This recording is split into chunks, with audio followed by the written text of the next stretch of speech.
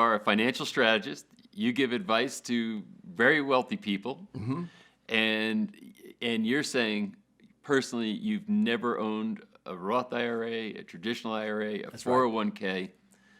Now, tell us why. Because a lot of times what I own, which I call the laser fund, is called by CPAs and tax attorneys the rich man's Roth. And I snicker because you don't have to be rich to own one of these, but the rich can't own an IRA or 401k. They make too much money. Right. See, and so a Roth or a traditional, if you make too much money, you can't participate. They restrict how much you can contribute or a percent of your income. You can't touch it till age 59 and a half. You must start taking it out by age 70 and a half or it's a 50% penalty. All these strings are attached. Right. I don't like those. And so I have my own private rich man's Roth, so to speak. That's not what it's really called in the Internal Revenue Code. But there's no restriction on what I can put into my accounts. If I have a banner year, I could throw in 200, 300, 400 grand, because I have a lot of clients that do have windfalls, or they sell property or business or real estate or what have you. And if you don't have any money, you don't have to contribute it. If I put in money and a week later I have an emergency, I can pull out 70, 80, 90% of it. You can't do that with a Roth. And you don't have to wait 5 years or till you're 59 and a half. But the third benefit, besides having all that flexibility, because I have a beatitude, a personal, blessed are the flexible, for they shall not be bent out of shape. Okay? Yes. I don't want to be bent out of shape when these topsy-turvy things happen in the world. But the third thing is, every $1 million that I have in my laser fund, if I died tomorrow, would blossom to $2.5 million instantly and transfer to my family bank. You don't know what that is, but I want to talk about it. To my heirs, my wife, my kids, my grandkids, my charities. It 2.5 times itself, instantly tax-free and transfers without a tax event. And a Roth will not do that. And I actually earn rates of return that are about 2% higher than normal Roths. I've been averaging 10.07% for the last 25 years tax-free. Wow. So what is this fund then? Okay. In the Internal Revenue Code, for over a century, since before the code, there's only one financial vehicle that allows a person to accumulate their money tax-free. You have to put in after-tax dollars. I help my clients get tax deductions indirectly, okay? That's another topic. And then you accumulate your money tax-free, and then when you take it out, you can take it out tax-free. You don't have to wait till you're 59 and a half. It doesn't matter if you're 100. It's tax-free, period, if you follow what the code says, okay? And 3, when you die, it increases in value instantly. It blossoms and transfers tax-free, okay? And that's not a municipal bond. It is deemed a maximum funded, tax-advantaged insurance contract.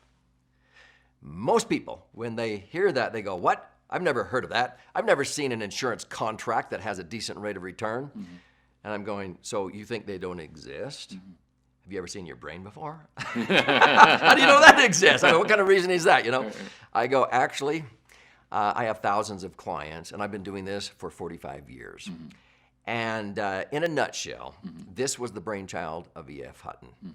I won't go into a long history, but Hutton, you know, they were selling stocks, bonds, mutual funds. But they realized that in the Internal Revenue Code was this magic instrument that allowed you to accumulate, access, and transfer money totally tax-free. And that was under insurance, because insurance was a sacred cow. In other words, you don't want to tax people who are putting money into something that's going to take pressure off of the government, welfare, and for widows and orphans and so forth. So if somebody wants to be responsible and accountable, and they want to insure themselves, let's say with life insurance, they want to insure themselves for $1 million so that if I die, my widow that I leave behind to my kids won't be a drain on society and so forth. So why should we penalize people that are taking pressure off the government? They're taking ownership for their own future. In fact, that's one of the things I teach. When you take ownership and take pressure off the government, you get tax benefits. That's why IRAs or 401ks are tax advantaged, because you're hopefully not going to rely on the government as much for your later years. Well, that's why this is tax-free.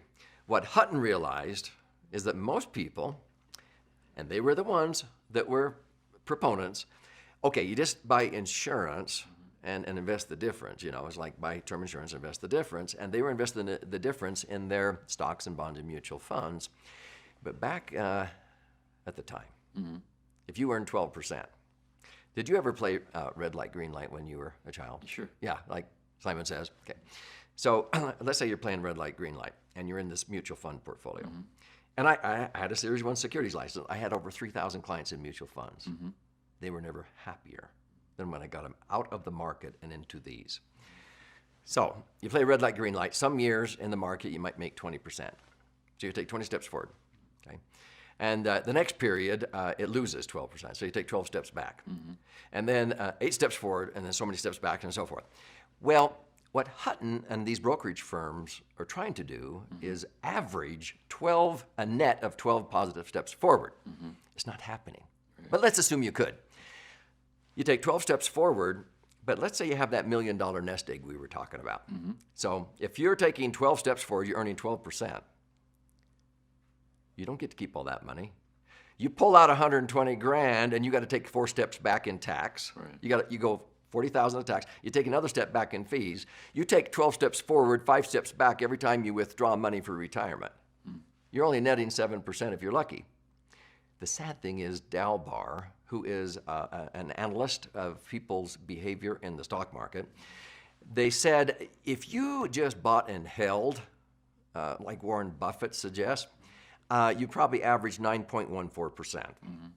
You earn 90,000 on $1 million, you pull it out, you only net 60. Do you know what most investors average in the market in some of the most incredible periods like 1990 to 2000, when you could have thrown a dart at a dartboard made up of newspaper clippings of stocks and you would have earned 12.9? You know what most Americans earned in the market? How much? 3.9. Because they were buying and selling at the wrong time. Wow. Emotion enters in.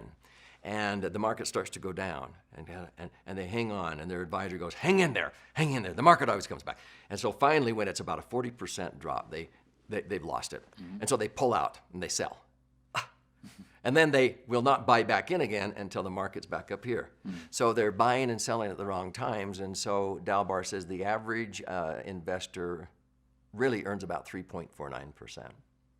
This is what precipitated what is called the 4% rule in the financial services industry. Have you ever heard of that? No. 4% rule says this: if people's emotions involved only really is giving them about 3.5% return on the money, at fiduciary, a licensed advisor is never supposed to recommend or illustrate a payout at retirement more than 4%. Without the client signing a waiver saying they will not sue you if they outlive their money. Because if you're earning 3.5 and you're pulling out 4, it's going to slowly deplete, but not before your LE. That's called the 4% rule. Patrick, on max funded insurance contracts, I have earned over 45 years an average of 8.2%. Wow. The last 25 years, I've averaged 10.07 tax-free. Now, there's a cost, but it's not taxes. If I earn 10, I net 9. If I earn like last year, we're referring to the year 2017 was a heyday. I locked in gains of 25% on my max funded insurance portfolio, okay? On other 16. What do I mean by locked in?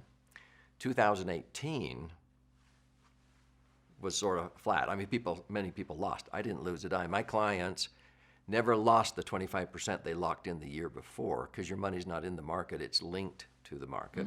It's called indexing. And so sometimes zero, getting a zero rate of return is hero.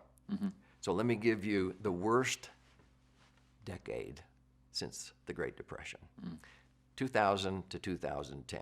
Let's even go to 2012. Here's why. Let's say you had $1 million nest egg in the year 2000, okay? And you're thinking I can retire and take out maybe $75,000 a year, even though you only net $50,000 in a 33% bracket. What happened in 2001? 9/11. Now, from 2001 to 2003, people saw that nest egg they had taken their entire lifetime to accumulate drop from $1 million down to 600,000. They felt like they had lost their future. They had to put off retirement 7 years. It took 4 more years to make back that loss to $1 million to break even again in the year 2007. Then, in one single year, 2008, they lost 40% again for the second time in a decade. It took until 2012 to come back to break even to $1 million. We call it the lost decade.